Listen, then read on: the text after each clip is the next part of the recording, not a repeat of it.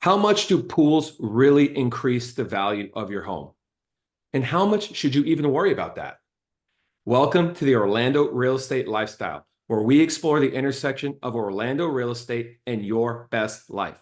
I'm Phil Kruse, here to help you make the most out of your journey in the city beautiful. Today, I'll be interviewing Rodrigo Amado, goes by Rod, a sales and marketing consultant and co-owner of Deeply Pools. Deeply Pools is a pool installation and renovation contractor serving all of Central Florida, and they specialize in highly customized pools with a focus on customer service and communication.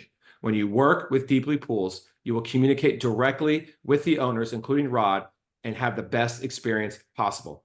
Rod, welcome to the Orlando Real Estate Lifestyle, and thank you for being here. Hey Phil, thanks for having me. It's such a pleasure.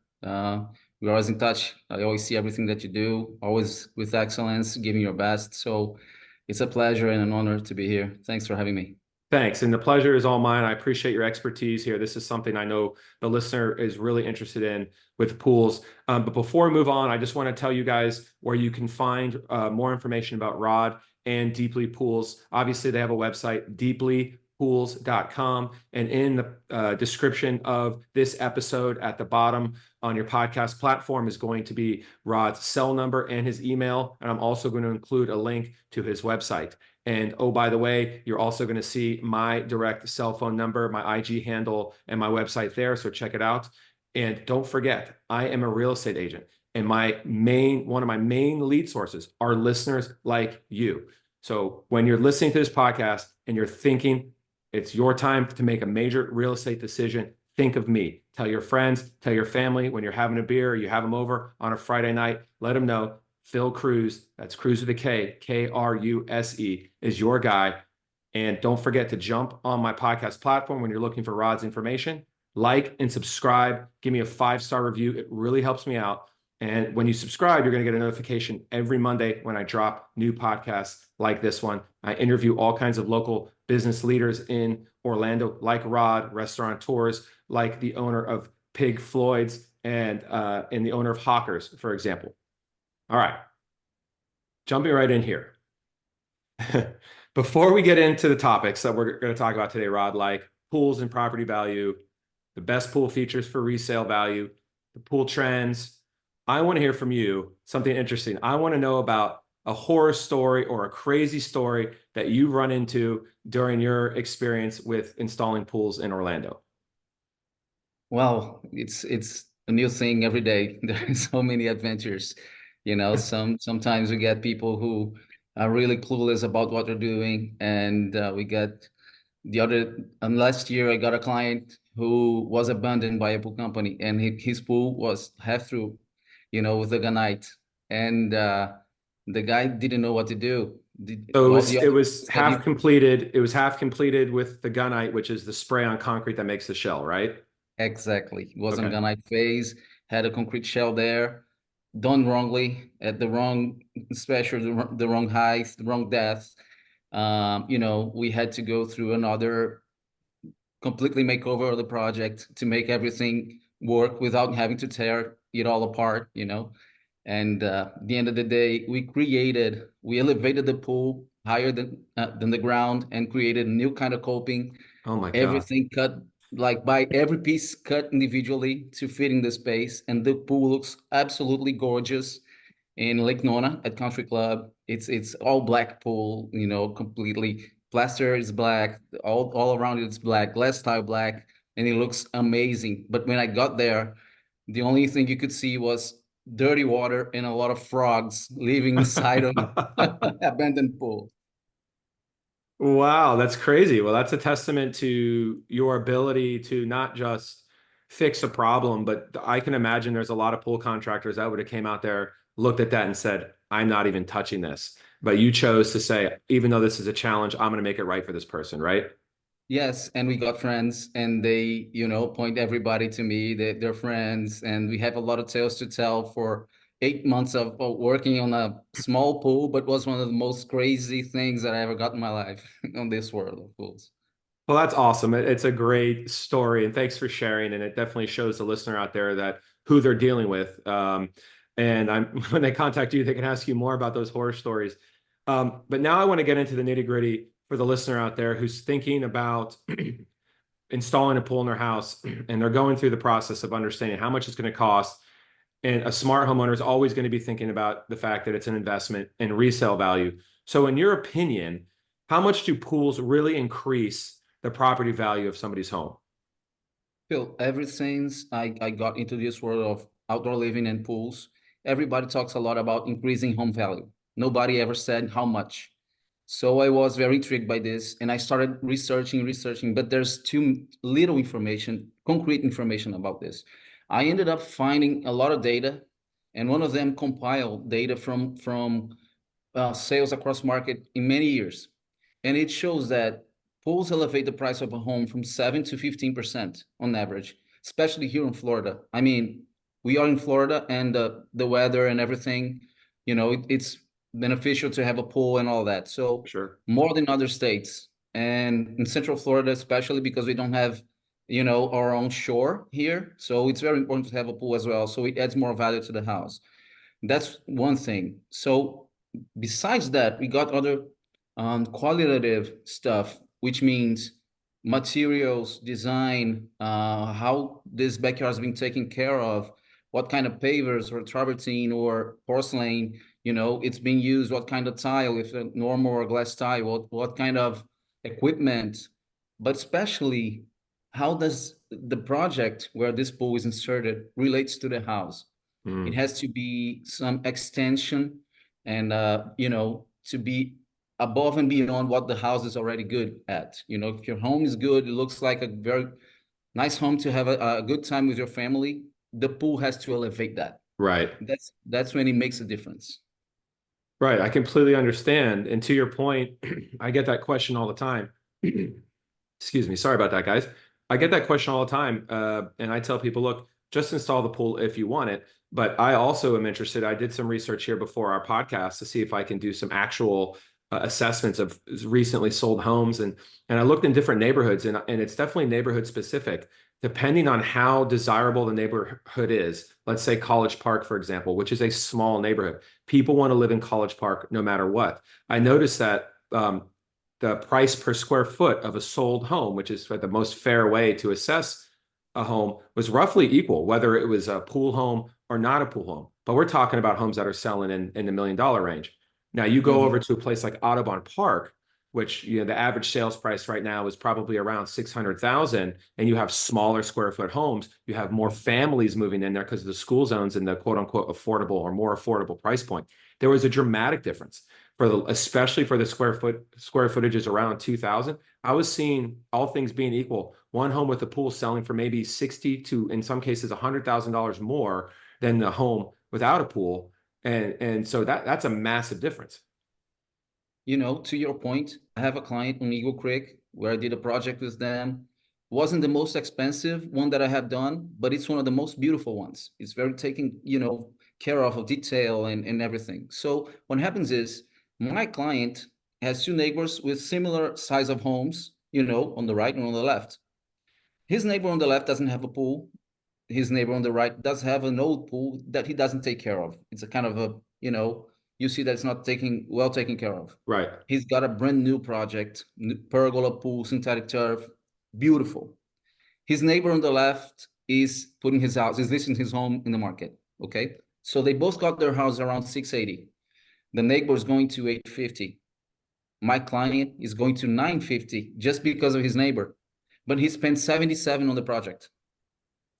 So as to your point, in that neighborhood, in the specific location where they are, the comparison that he got from his neighbor on the left and on the right, it's better for him because his backyard is way more beautiful and they are in the same position. The three of them looking at the golf course, they Yep. have similar size, but this one is way more beautiful than the other ones. So he's like $100,000, on top of them. Right. And guys, by the way, if you're listening out here and you think it's not a seller's market or you think it's not crazy out there right now, you're wrong. I had a client had just lost his seventh bidding war this past weekend. So the prices are still going up. If you're looking to buy, I know that's tough to hear, but if you're looking to sell, that should make you happy. Now, Jacques, Jacques is also my nickname for Rod, so I knew that was going to slip.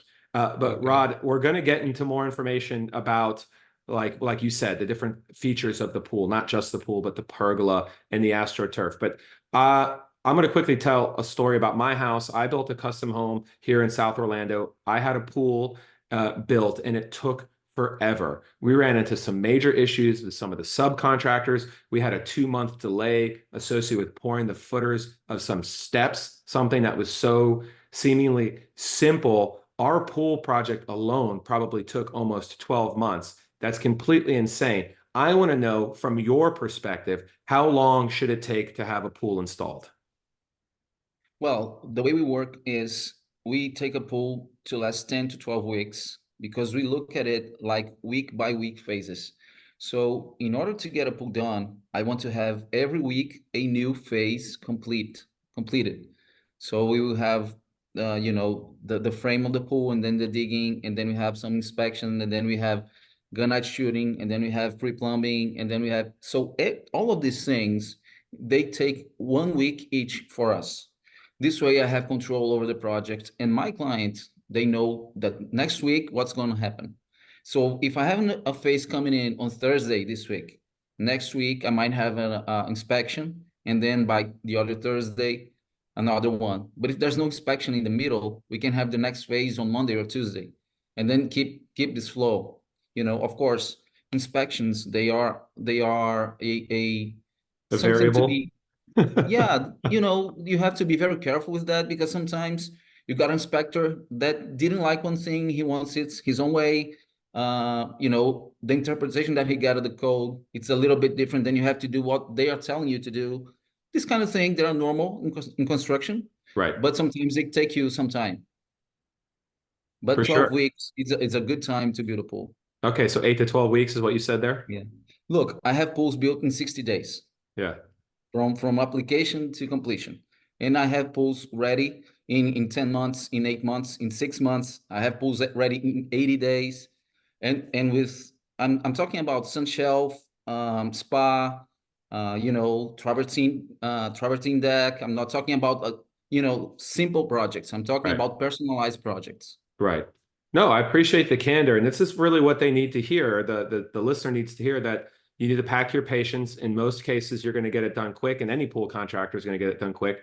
I went with what I thought was an extremely high-end premium contractor, which is they still are considered today. And there was a lot of variables, including COVID-related supply chain issues, labor shortages. You never know. So pack your patience out there if you're listening and you're thinking about installing a pool. The good thing is if you work with someone like Rod, you're going to have direct communication with the owner. And so much about problems in construction are about understanding what's happening in communication. And Um, be on top of things. Yeah. To your point, a lot of things have happened in the last 3 years about this, but the market as a whole is getting way better, with more material and Good. more, work available. But things are getting more expensive as well, material wise and labor as well. So you need to be taken care of. If you have to, not you have to. If you decide to wait to build your pool, I'm gonna wait for the end of the year, wait to next year. You're gonna run into some increase of value of prices, because that's what's happening. Yeah, that's a great segue. I mean, bottom line, if you're going to wait, you're going to pay more. If you're going to wait to buy a house for some sort of change, that's not going to happen. You're going to pay more. It's the same really with any sort of construction or home related activity. But talking about cost and payment, I'm assuming that a lot of listeners out there think that if they go and buy a pool, they might have to pay cash, especially if they Mhm. already own their home. Is that true? No, no, actually, there are many ways.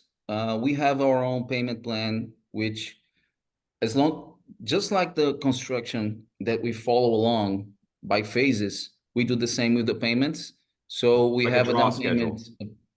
Yeah. Also, when the phase is completed. So when I get your HOA in permit approved, then there's a payment, and then we have a job start in a payment, and then we have gunite in a payment, things like that. Because this way, the homeowner is safe, that he's not putting all the money beforehand and Right. getting all the risk, that we don't want that. There are other ways of doing this. For example, there's financial brokers that they will get you your profile, understand your information, and send it to their banks that they work with. to get the best rate and the best length of a loan for you, so you can have a better deal for your pool. The one that we work with, they deposit the money directly to the bank account of the homeowner. So the homeowner receives the money and he has control over the cash flow of the project Right. instead of buying the contractor, and then the homeowner loses control over that. We don't want that to happen. And there's even another one. When the person's got equity on their house, they can take a loan on the equity, which is the cheapest one, I'd say. Yeah. It's a little bit more complicated, but it's the cheapest one to do. If they want to do a long term, they won't move from the house in 20 years, so it's one of the best ones to go.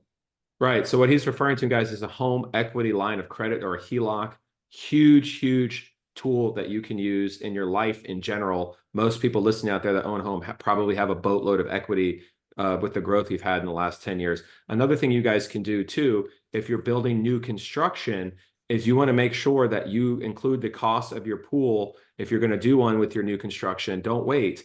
Include it with the cost of your pool, because or with the cost of your new build, because then the bank that's giving you your construction loan will roll in the cost of the pool. And when the home is done, the cost of the pool will be rolled into your monthly mortgage payment With a way lower interest rate, by with the way.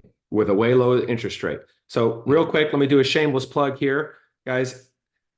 I love giving you this free information on my podcast. If you want to hear more of it, make sure you jump on Spotify or Apple Podcast and like and subscribe to my podcast. And don't forget about my real estate services.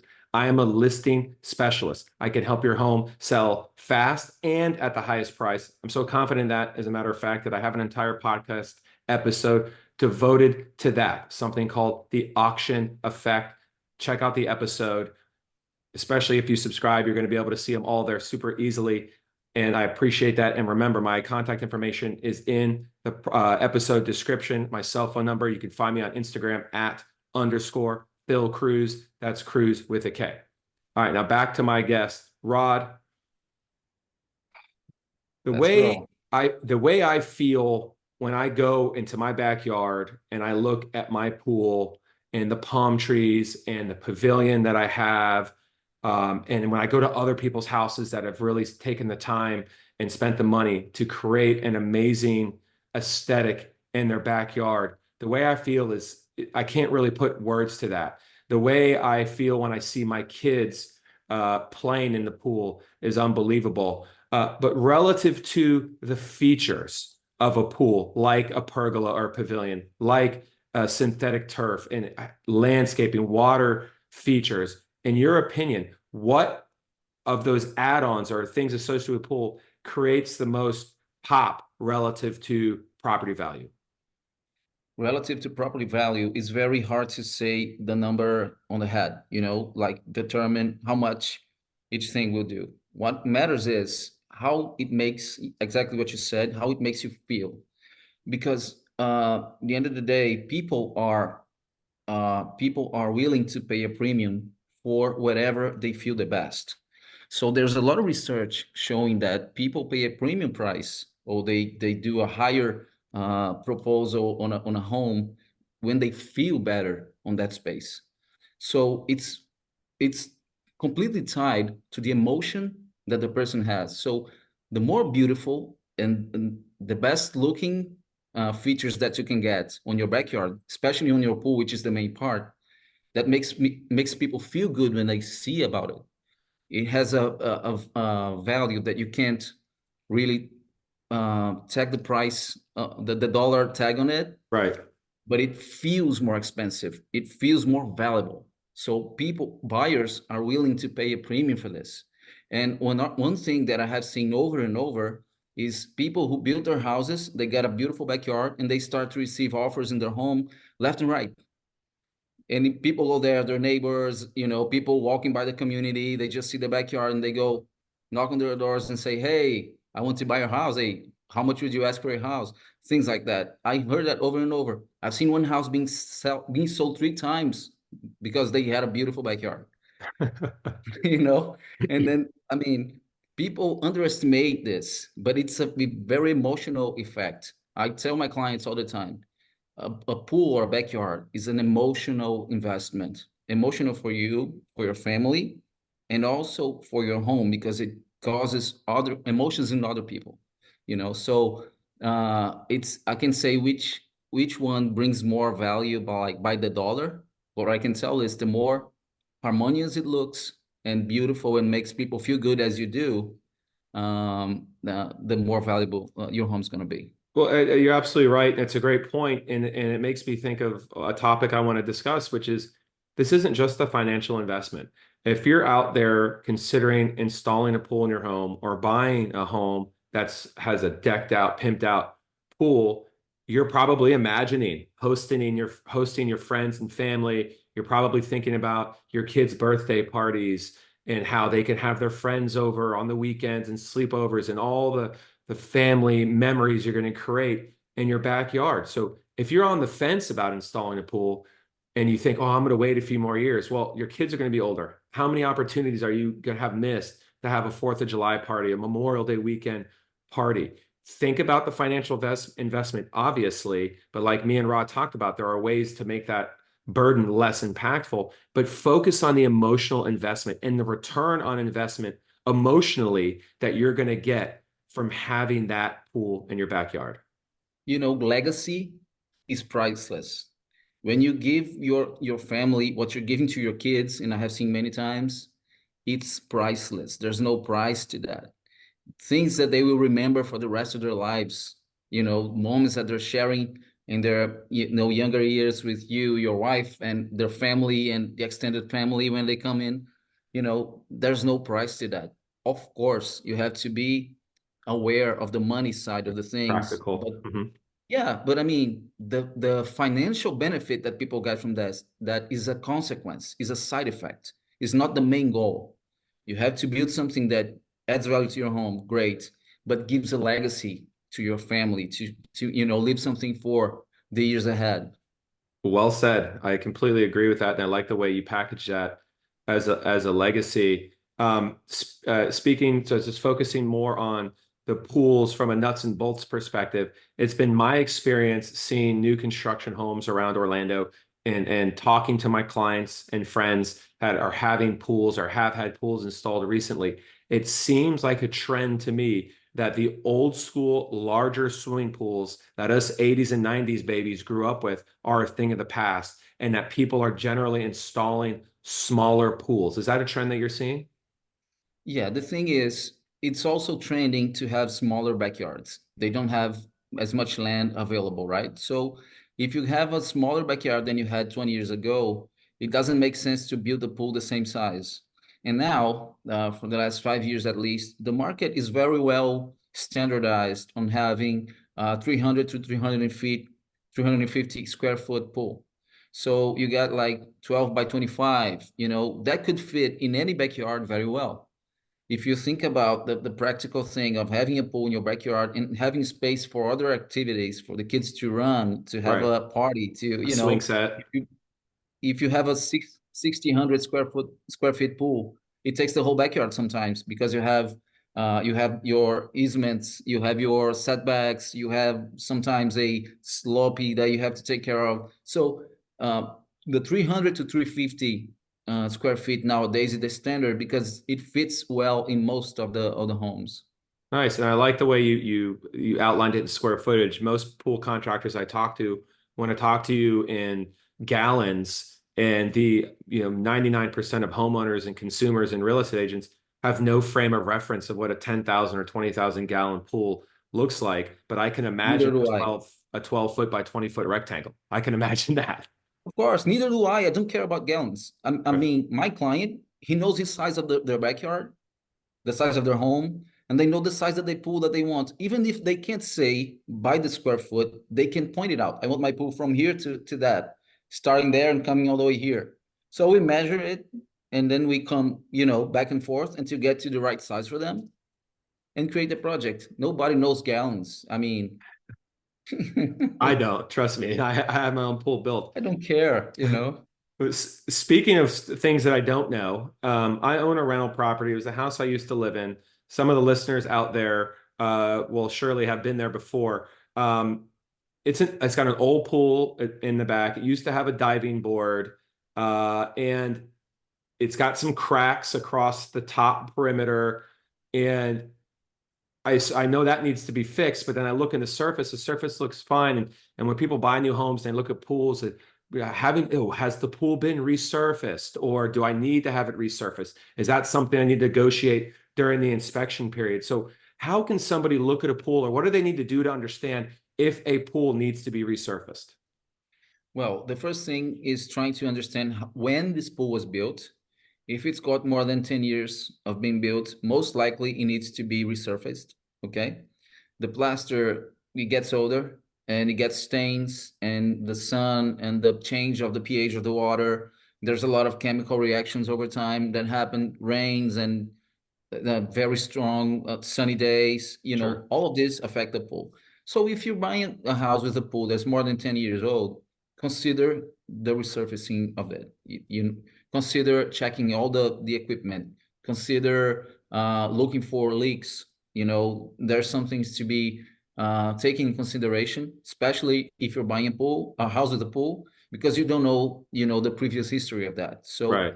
those are things to keep an eye on. Speaking of equipment, how much more efficient, number one, and number two, how much quieter are pool pumps and those sorts of apparatuses? How do they compare from an efficiency, energy efficiency, and quiet? How do they compare to the older pumps from say 10 plus years ago? There's one thing that's making a huge difference, which is the variable speed of the pumps that was you. I mean, it existed, but people didn't use it much, and now it's common to use, and it's almost a standard, at Right. least for us. And what happens is the variable speed pump, it does its job, and then it comes all the way down with the speed, saves you power, on your electricity bill, gets you and gets it rolling, gets the water coming, so that's a major impact on this.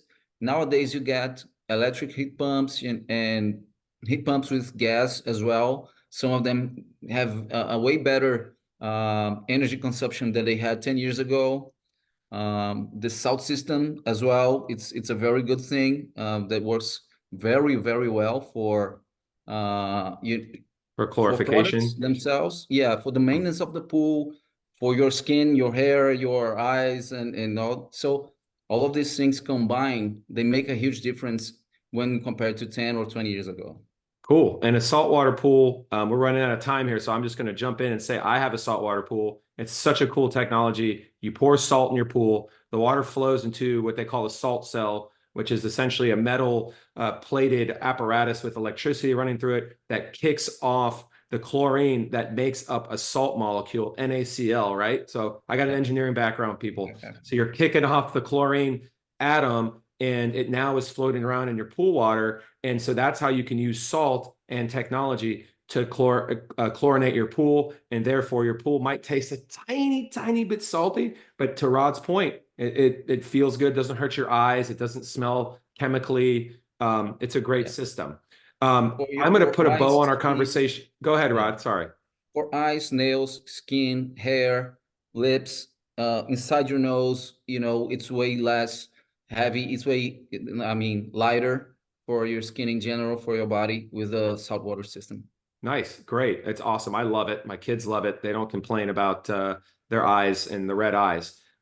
Rod, thank you so much for taking the time out of your busy day to educate myself and the listener about pools in Orlando. If somebody is interested in contacting you for your services, what's the best way they can do that?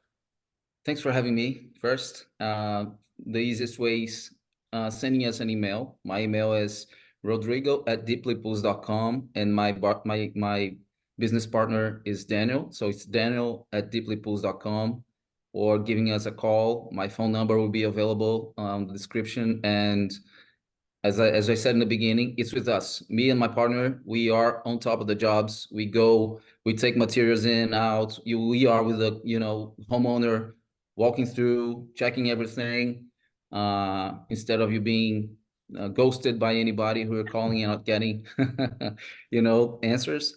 We will be there. Well, let me tell you, to you listening out there, that is huge. There's nothing more frustrating than dealing with contractors that won't call you back.